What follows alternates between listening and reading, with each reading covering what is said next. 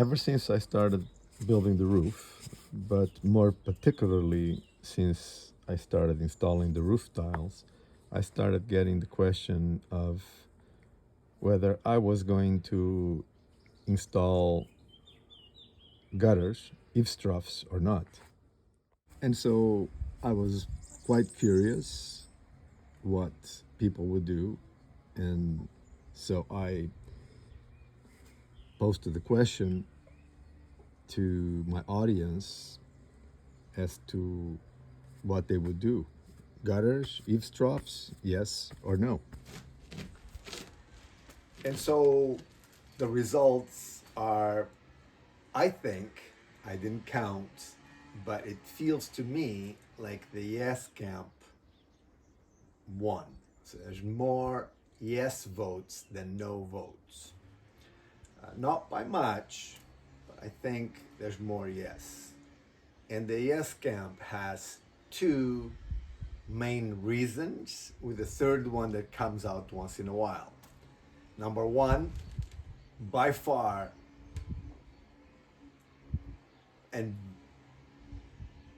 very passionately so, the reason is you have to harvest, you have to collect the water. I understand that fully. I am a great believer in the power of rainwater. I remember my grandfather saying how the best fertilizer for your crops, for your garden, was a good day of rain. So trust me, I'm with you on that one.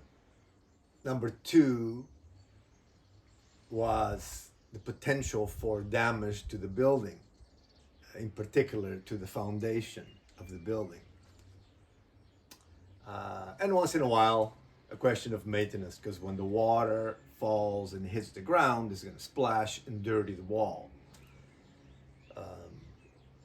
So yeah, the no camp has solid reasons as to why they wouldn't, but I think the top one is because it hides the beauty of this style of roof finish, of roof edge, the Beirado Português, which is the traditional look of the Portuguese house.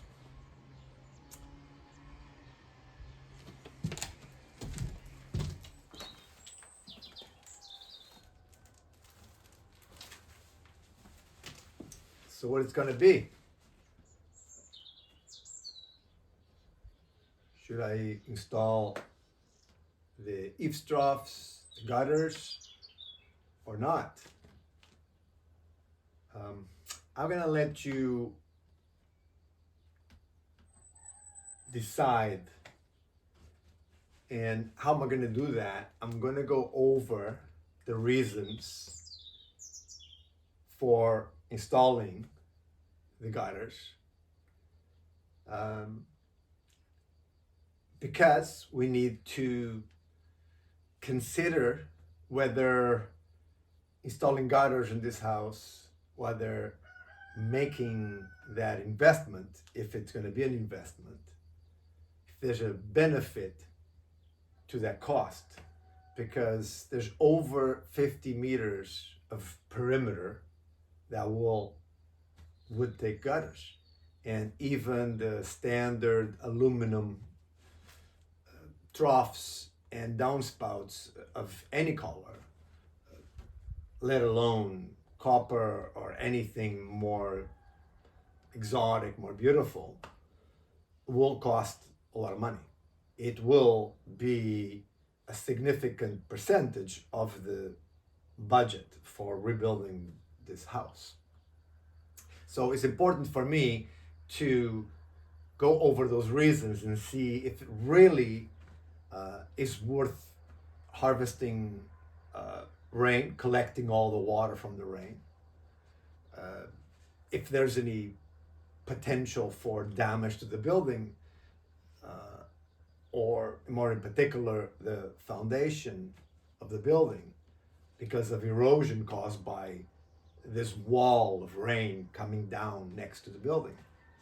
And maintenance costs. What is it going to cost to maintain, wash the walls because of the splash if I don't put the troughs, versus what is it going to cost to clean the eaves troughs at least once a year? Those lovely cedars are going to shed some leaf and it's going to land on the roof of the house and collect in the troughs. They will have to be cleaned up. This wall and that wall are over 5 meters tall, and an extension ladder to reach up there is not a fun thing. I've used extension ladders and I use them, but I don't like them. So I need to consider those costs, maintenance costs, when I'm making this decision whether I'm going to install the troughs or not.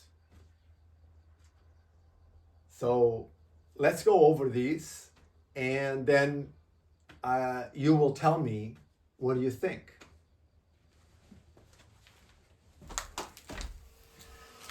All right, so let's talk about rainwater, about collecting water from the rain to use in our garden.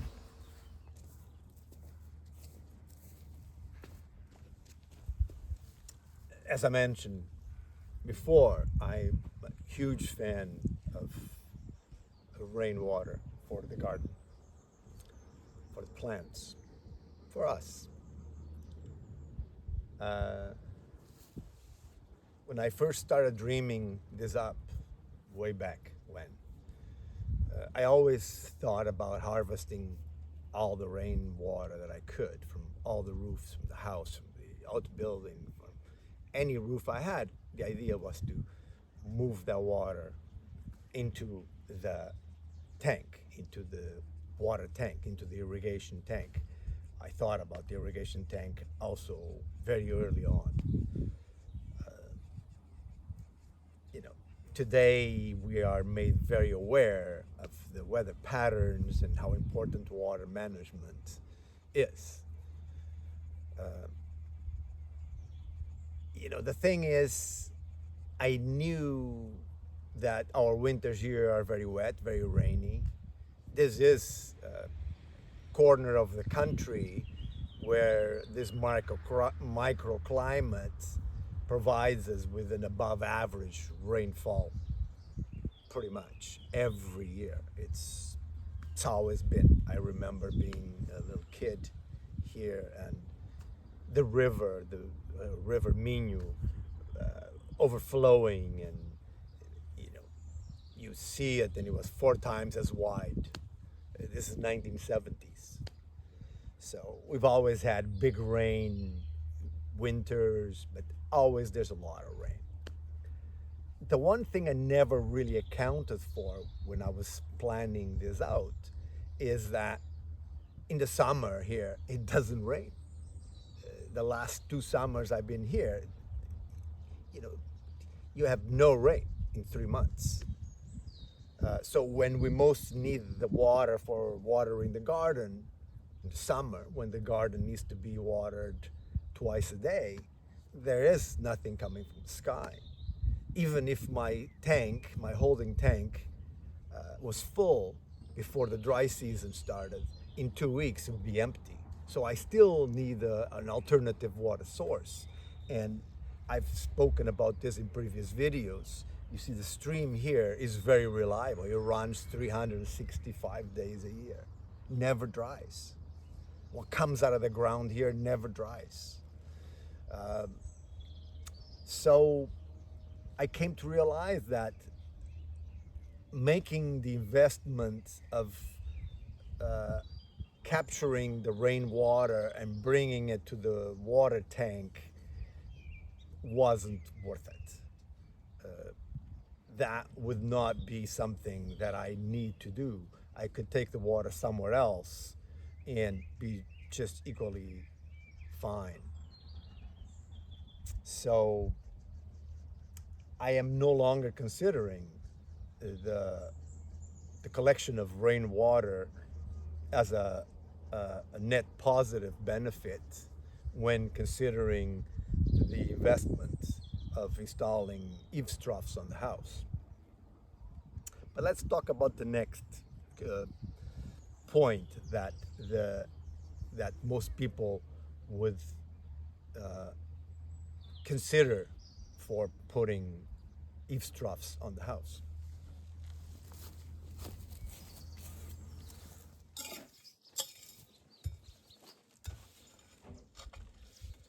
Okay, so is there any real danger of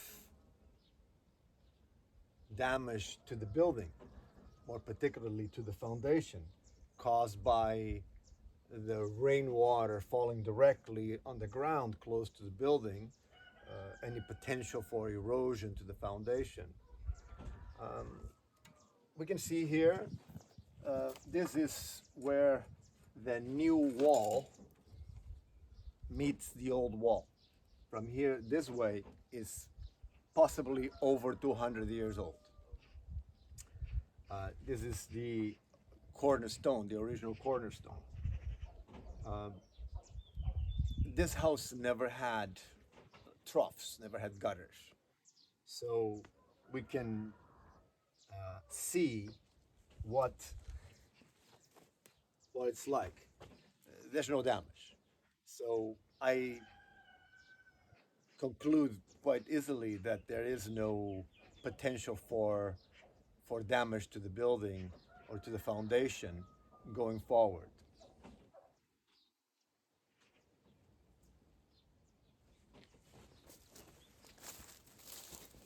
Well, on the third point, we can easily conclude that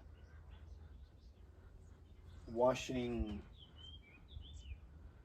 1.5 meters of wall all around the house with a pressure washer once or twice a year is going to cost a lot less than cleaning the eaves troughs, the gutters, once a year. So I don't think there's much debate there.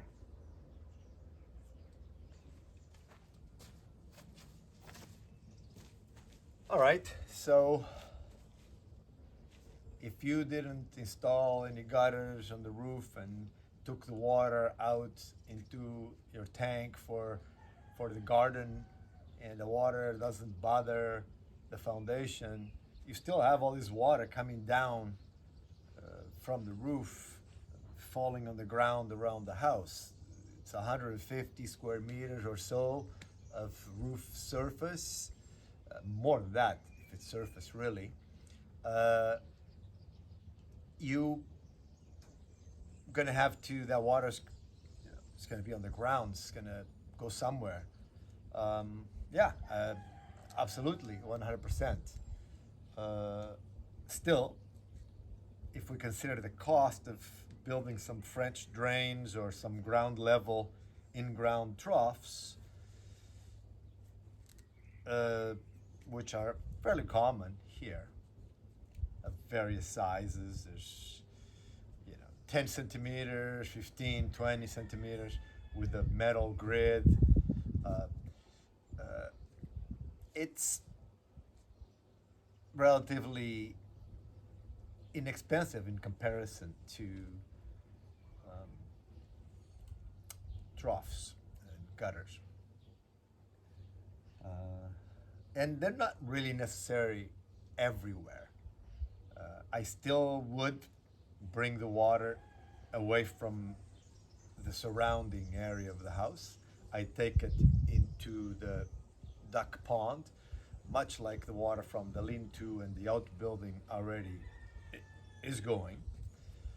I'd probably make a connection somewhere in this corner, French drain in this area here, the courtyard, coming around, collecting the water coming from this valley and from the deck, and then from up here, and then from here make a connection to that downspout of the lean-to, install a catch basin to separate the sand that would flow naturally into these drains and eventually could clog the main pipe leading to the duck pond. That way the catch basin will separate the sand from the water. Easy to clean out the catch basin a couple of times a year. So we can still harvest the water in a way, just not for the garden. But the water will still be taken to the duck pond, taken away from the surrounding of the house. But let's go talk about the one argument that the no camp really uses, the beauty aspect. Yeah, let's go talk about it because there's a lot of nuance there and I think it's quite important. Let's go check it out.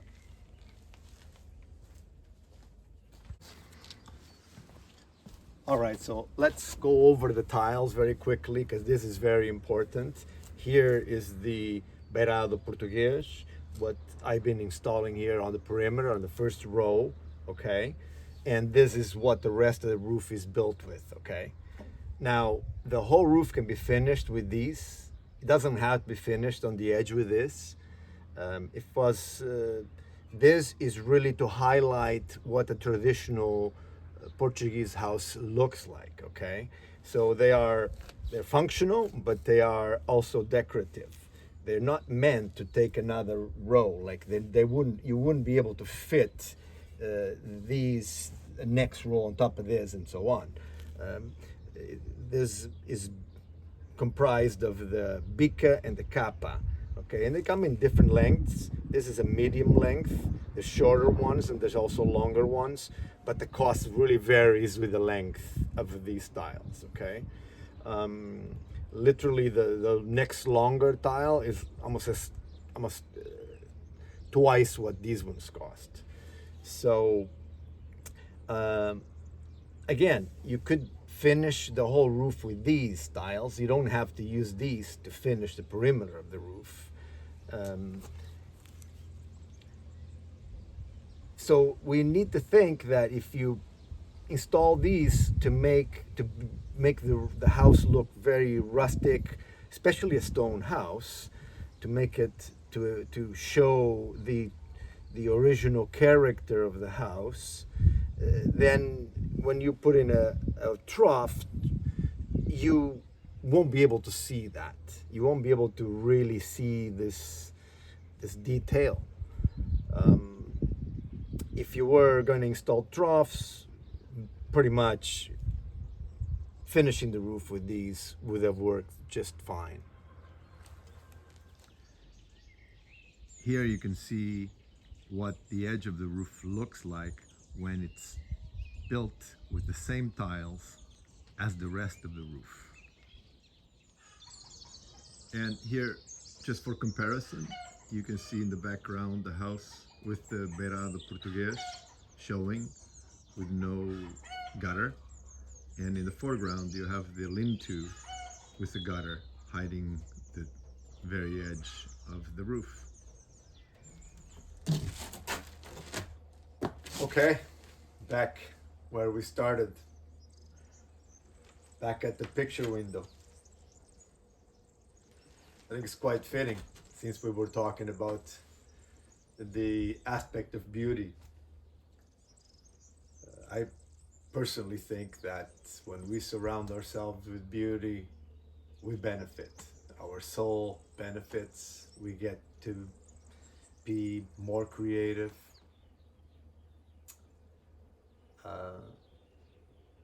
The moment I decided to install the Beirado Português on the roof, I had my mind set on whether or not to install eaves troughs gutters. But you knowing what you know now, I'm interested in knowing. Put it on the comments down below. What do you think?